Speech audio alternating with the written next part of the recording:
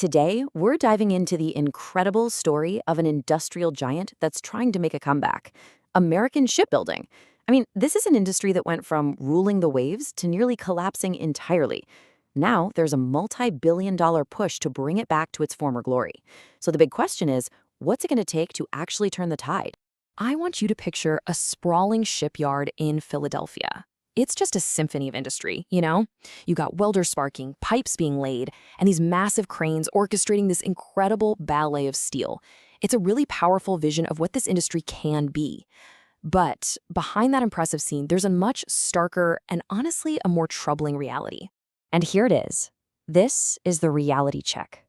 For all that amazing activity, the US now builds just a tiny fraction. We're talking 1/10 of 1% of the world's ships.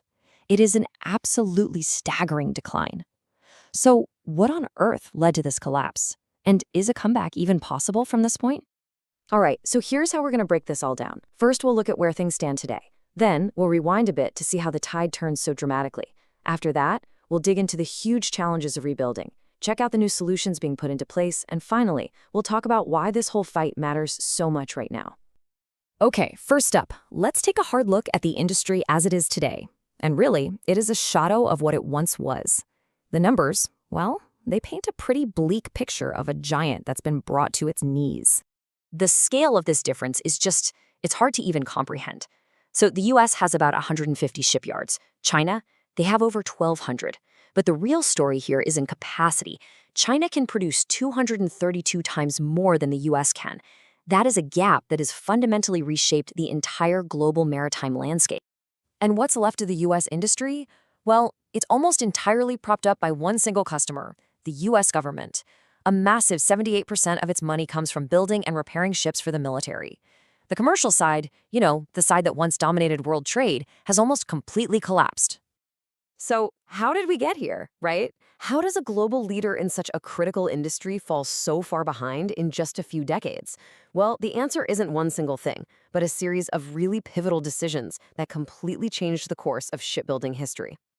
After World War II, American shipyards were the envy of the entire world, building ships at a record pace. But everything changed in the 1980s when the US government made a critical choice. It ended direct subsidies, thinking the free market would keep the industry competitive. That move, however, had some seriously unintended and frankly devastating consequences.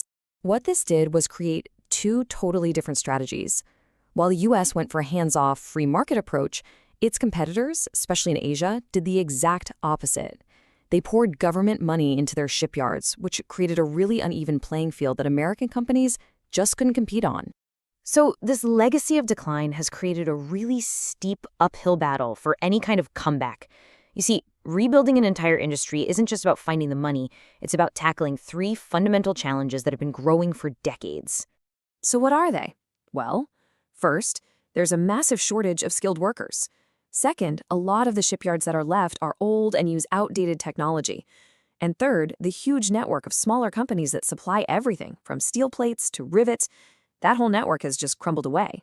The workforce problem becomes crystal clear when you just look at the numbers.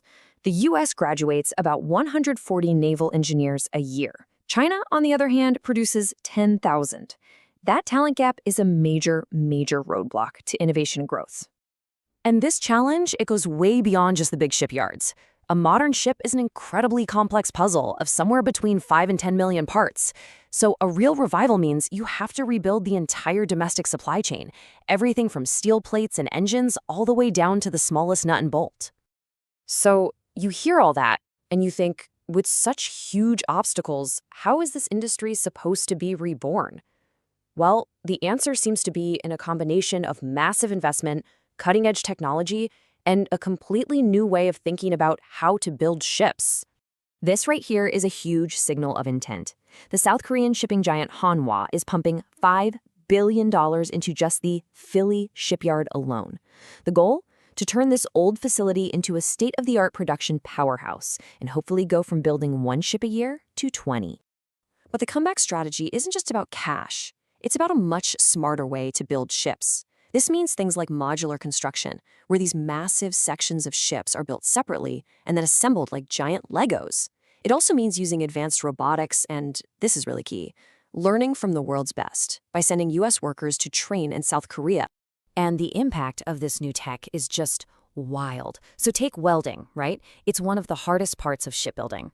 A really complex weld that would take a skilled person an entire day to finish can now be done by a robot in just 25 minutes.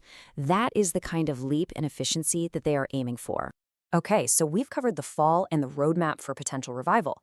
But the biggest question is, why does any of this matter? Why pour billions into an industry that has struggled for so long? Well, the answers are actually critical to America's future, and they touch on national security, our economy, and even energy independence.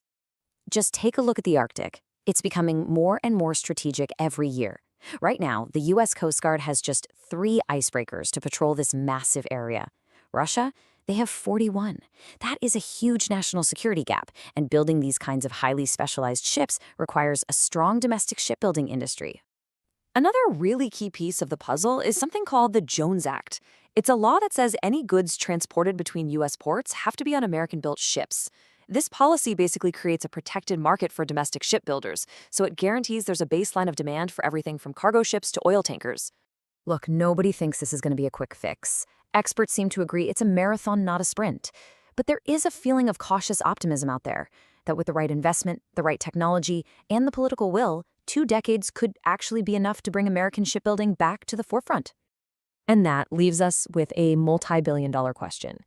You have this powerful alliance of investors and the government making a massive bet on bringing this sleeping giant back to life.